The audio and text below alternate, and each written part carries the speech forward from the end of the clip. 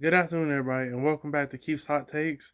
So, on today's show, we're going to do sizzling headlines, and then I'll preview all the divisional round games for this upcoming weekend. So, let's not waste any time. Let's get into sizzling headlines.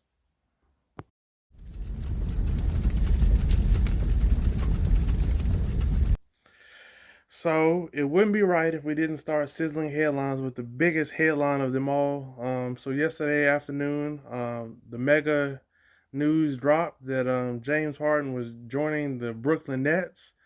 I remember I woke up from my nap and I'm like, what is everybody talking about? So I go and I see James Harden has been traded to the Brooklyn Nets, and here's what each team got.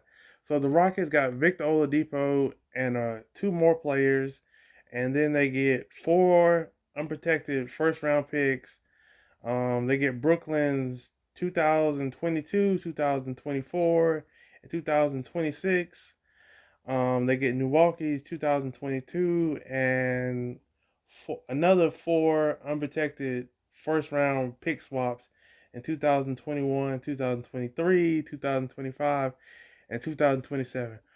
Whew, that was a mouthful. I'll repeat it because that was a lot. So the Rockets get Victor Oladipo. Rumoredly, it's reported that he's not going to want to stay in Houston. That's not where he wants to go. Rumored that he wants to go to Miami. We shall see if that happens. And they also got two other players, and then they get four unprotected first round picks, and then they get one. They get how many from Brooklyn? They get three from Brooklyn in 2022, 2024, 2026, Milwaukee 2022, and four unprotected first round pick swaps in 2021, 2023, 2025, and 2027. And the Nets, of course, they get James Harden. The Pacers get Karis LeVert. The Cavaliers get Jared Allen and Prince. Terran Prince, yeah. So I'm really intrigued about how this is going to work in Brooklyn because, as we know, James Harden and Kyrie, they're very ball dominant. I myself was very disappointed that James Harden didn't stay in Houston. I wanted him to stay and play for the new head coach in Houston, Steven Silas. It seemed like it was working for a while, and then I don't know what happened. I guess James was like, "Oh no, they must think I want to stay here" or something like that. And then yeah, we've seen the last 5 games. It's not been pretty for James Harden. Doesn't look like he's taking his diet seriously. I know people have been making all type of jokes about it. But yeah, if James Harden and Kyrie can figure this out, because I'm not worried about KD, because KD doesn't really need the ball, but these other two they really need the ball. And I'm pretty sure Kyrie and James Harden are two of the highest usage rate players in the league. Um, but yeah, if they can get that figured out, this is going to be a scary duo. Now, obviously, the Nets did lose some key pieces in Karis LeVert, Jared Allen, and Terran Prince. But I don't think I would have gave up Jared Allen, especially after the way he locked down Rudy Gobert the other week. But you have to give up a couple of your pieces if you want to get a player like James Harden. So hopefully Kyrie is okay. We don't really know what's going on with him. Um, and yeah, if they can, I can't wait to see this trio make their debut. I'll be glued to the TV. Hopefully that game's on national TV. I can't wait to see this and can't wait to see how this is gonna work. I expect them to be in a lot of high scoring games, like 140 to 136, 138, things like that. Because don't expect a lot of defense with this trio, but yeah, it's gonna be fun to watch, and I can't wait to watch. So hopefully Kyrie comes back. Don't know when, but he was caught maskless at a family birthday party. That's all we know. So it's reported that he'll be out the rest of the week. So, and we don't know when James Harden is gonna make his debut. So we shall see when this trio makes their debut. But I can't wait to watch. Let's see what we got next. Oops, kind of scrolled a little too far. So Nick Saban on Monday, of course, we saw Alabama destroy Ohio State 52-24. I personally didn't watch much of the second half. I went and washed the dishes. Because I was a little disappointed that Ohio State couldn't come up with a better game plan to stop Devontae Smith. What did he have at halftime? It was some ridiculous numbers. 12 catches. Listen to this. 12 catches, 215 yards. I think if he doesn't, I think he jammed his finger, broke it or something, was bobbling that pass. The linebacker came and laid a good lick on him and his hand got caught. And he didn't come back in the game, so they must have couldn't have put it back in place or something. But man, I think if he stays in that game, I think he goes for $3 bills.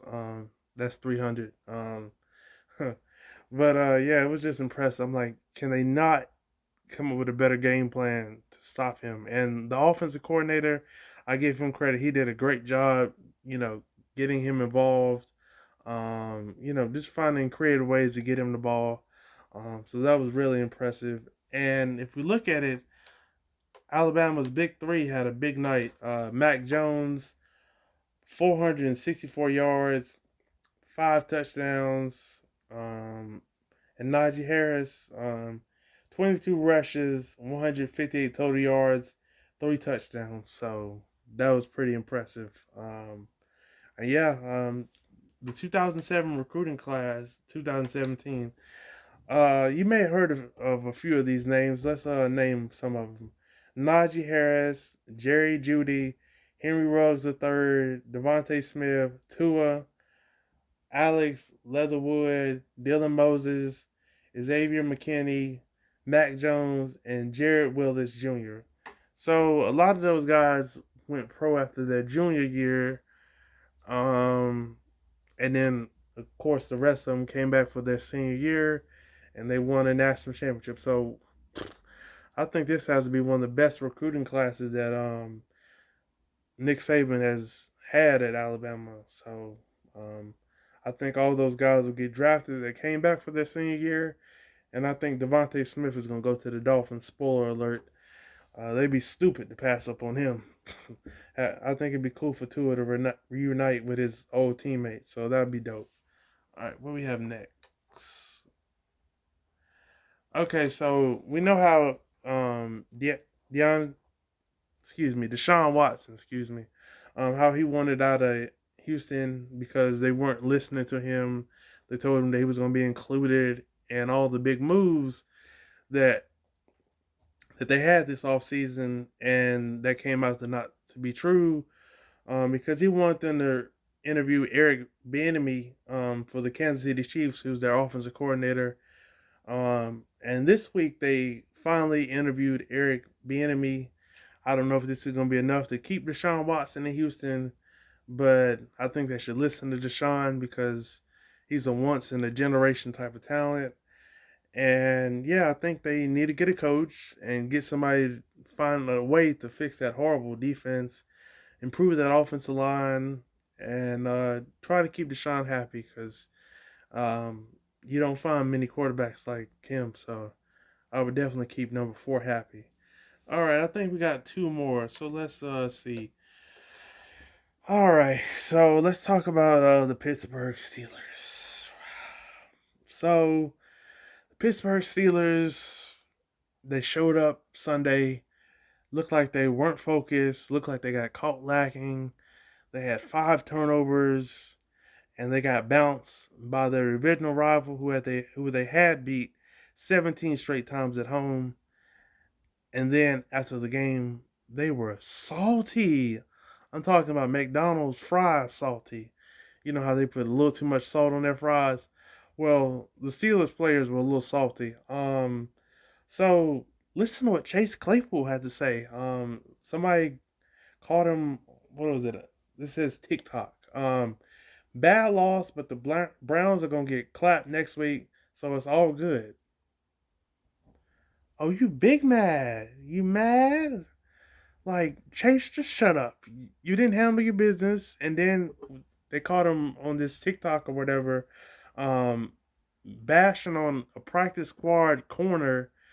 The Steelers, they just need to take your L, go on vacation, get ready for next year. Don't be doing all this talking about the Browns are going to get clapped, all this, all that.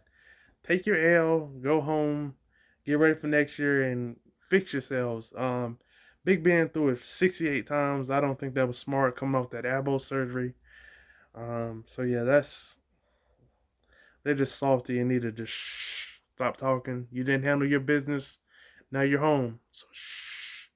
And lastly, to wrap up sizzling headlines, if I can scroll down, where are my All American fans at? All American comes back on this Monday. I cannot wait. You don't have to ask me what I'm doing at 8 o'clock Monday. I'll be tuned in to the CW, watching the season premiere of All American. I can't wait to see what season 3 has in store. And I would like I think I posted this somewhere. I wish this was on Netflix, where you get all the episodes at once. Because, I hate having to wait till the next week to see what's going to happen. But I won't be waiting at all. I can't wait for season 3. And that comes on Monday, 8 o'clock on the CW. So let's talk about the divisional round games. All right. So this week we have 4:35 and 8:15 on Saturday. Oh, excuse me. And then 3:05 and 6:40 on Sunday. So some good times. At least we'll have football in the late afternoon prime time. That way we won't have to find anything to watch on TV. So the first game we're going to talk about is the Los Angeles Rams visiting the Green Bay Packers. So this matchup is the number one scoring defense versus the number one scoring offense. So check this out. Aaron Rodgers has 48 touchdowns this year. J.K. Scott, their punter, has 46 punts. That is crazy. Green Bay is 5-1, coming off the bye. Coming off the bye when they have. Let me rephrase that. Green Bay is 5-1 in their previous 6 divisional round games, coming off a bye week. So Green Bay does very well coming off the rest. I'm intrigued to see if this Rams defense can travel up in the cold. I'm pretty sure it'll be in the low 20s. It'd be pretty cold out there. My concern would be who's going to play quarterback for the Rams. If Jared Goff starts, how is that surgically repaired thumb going to do in the cold, Because I think they say he got a couple pins in his thumb. That sounds painful. But yeah, will that defense, how will they adjust to really playing in that cold weather? Because we know Green Bay in January is something different. It's nothing like it. So I think they've met twice in the postseason before. Let me pull that up. Okay, so their last matchup was in 2001 in the divisional playoff round. Oddly enough, they're meeting in the divisional playoff round here. So the Rams won that matchup 45-17. Brett Favre threw 6 picks that day. 3 of them were returned for touchdowns. So he was throwing the game to me. Throwing it. I mean, and some of those interceptions, they weren't close. I was like, what are you looking at? Oh, Lord. And then in 1967, way, way, way back, in the Western Conference Championship, the Packers beat the Rams 28-7 in Milwaukee. So the home team is 2-0 in this playoff matchup. The Packers are 9-3 all time in the playoff games played on a Saturday, and they have a 6-1 record at home. So those are some things to think about as we go into Saturday's opening game. I'm taking the Rams here. I guess you could call this upset of the week, but not really. The reason I don't know who's playing quarterback for the Rams, but I learned my lesson last week. The Rams game and then the Browns game were my only 2 losses. I just didn't know who was playing quarterback for the Rams, and that's why I took Green Bay. But I'm not making that mistake twice. I just think that the Rams defense is a problem. I think that secondary is going to give Aaron Rodgers all type of trouble. Yeah, I just think that defense is going to win this game for the Rams, like they've done multiple times this year. Um, so an interesting stat nugget, if you like. some of the top receivers Jalen Ramsey has faced this year. Here are some of their numbers. Amari Cooper, week 1, 7 catches, 57 yards. Stephon Diggs, he put the handcuffs on him. Good God Almighty. 1 catch, 4 yards. He got a touchdown. Uh, Scary Terry, Terry McLaurin, week 5, he didn't get a catch. That's pretty scary. Chicago, Allen Robinson, 1 catch, 42 yards. Let's see. Week 10, DK Metcalf got 0 receptions. Mike Evans, week 11, 4 catches, 40 yards, excuse me. DeAndre Hopkins, week 13, 3 catches, 20 yards. DK Metcalf, week 16, 1 catch, 11 yards. DeAndre Hopkins, week 17, 2 catches, 28 yards. And DK Metcalf last week, 3 catches, 33 yards. No receiver has got 100 yards from Jalen Ramsey this year, so I think you get the point. Jalen Ramsey is the truth. He puts the handcuffs on people. I can't wait to see him and Devontae Adams go at it, because Aaron Rodgers, he throws the ball to Devontae Devontae Adams. Excuse me. I don't know. Did I say Devontae Smith? I don't know what I was thinking. Devontae Adams. He throws him the ball. I was looking at this, and he throws him the ball. He threw him the ball. Um, it was like 60 more times than the next closest guy. So Devontae Adams is going to get his targets. But I'm just trusting that Rams defense, and I think the Rams are going to get a big win on the road. So, yeah, I'm going to take the Rams here. Let's see what we got next. So next we have the Baltimore Ravens visiting the Buffalo Bills. The Bills are 11-3 at home in home playoff games. The Ravens, they got that monkey off their back last week. They were able to get a big win on the road. Got 236 rushing yards last week. It's going to be snowing Saturday. So I think this game favors Baltimore more, because they want to run the ball. And they're coming off the bus like, we're going to get 200 plus rush yards today. So I wrote this down in my notes. Let me pull it up so I can. So the key for Buffalo is going to be, can their edge defenders, Jerry Hughes, Mario Addison, Matt Milano, AJ Klein, and even their middle linebacker, Edmonds. They're going to have the responsibility of not letting Lamar out the window. What that means is you can't let him get the edge, because if you let Lamar get the edge, it's a wrap. You can just hang it up. We saw last week he got a little small crease against the Titans, and it was. I think the key for the Ravens will be getting off to a better start than they did last week. They got down 10-0. I think just getting off to a better start will do them much better to get off to a better start. Run the ball. Lamar, don't put the ball in the harm's way when you have to throw the ball. And I think for Buffalo, you just can't you can't let them control the clock, because they can eat up 7-8 minutes like it's nothing. And yeah, I'm taking the Ravens in this one. I think they get a road win again this week. Just for the simple fact they're playing really well. I think their defense is going to give Josh Allen and them a whole lot of problems. Um, and yeah, just with the weather, I just think that their offense is more conducive to the type of weather that they're going to be playing in this weekend. And yeah, I just think this Raven team is hot. Their defense is playing well. Their offense is on fire, especially that run game. And yeah, I'm going to take the Ravens in this one. So who we got next? Okay, so next we have the Cleveland Browns visiting the Kansas City Chiefs. Andy Reid is 7-0 against the Browns. So last week, that the Browns broke a road losing streak that dated back. They hadn't won a road game since 1969. Good gracious. And they won their first playoff game since 1994.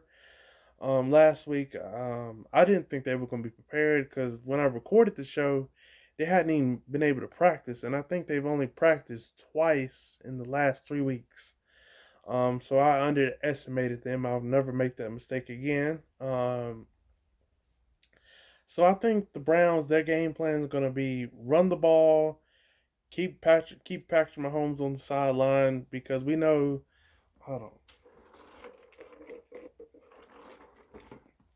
We know Kansas City, their greatest weakness is when a team controls the clock, controls the time of possession. And I think that's what the Browns are going to do if they're smart. The Chiefs are going to have to get off to a better start than they did last year in the divisional round. They got down 24-0 to the Texans. I still to this day think the Texans should have went for it because they had all the momentum. What do you have to lose? But they, of course, kicked the field goal, and it went all downhill after that. And the Chiefs better not get down 24-0 to this Browns team because they'll just run them into the ground. Kareem Hunt, I know he's excited to go back and play against the Chiefs. He's been talking about it all week reportedly. Um, but I'm gonna be honest here. I'm gonna take the Chiefs. Just because I don't know who on the Browns is gonna cover Tyreek Hill and Travis Kelce, Mahomes' two favorite targets. I have no earthly idea who's gonna cover them. If I did, I'll be comfortable picking the Browns, but I don't know who's gonna cover them for the Browns, so I can't pick the Browns. I'm rolling with the Chiefs here. I know they're gonna be revved up to get this going again. They've had 3 weeks off, and their whole motto this postseason is run it back. They want to repeat. Um, we'll see if they do that. I think they'll win this week, even though I think the Browns are obviously going to try to run the ball, keep Mahomes on the sideline, um, and throw when they have to, but mostly they want to run the ball. Um, so yeah, I'm just saying. I think the Chiefs are going to win this one. Should be a great game at 3:05 on CBS Sunday to kick off our Sunday slate. So I can't wait to see how this game turns out. And finally, we have the Tampa Bay Buccaneers visiting the New Orleans Saints. So the Saints have won 5 straight against their rival, their divisional rival. I'm really excited we get to see Tom Brady and Drew Brees one more time. So the key for the Bucks will be, does Hendricks the defensive end play?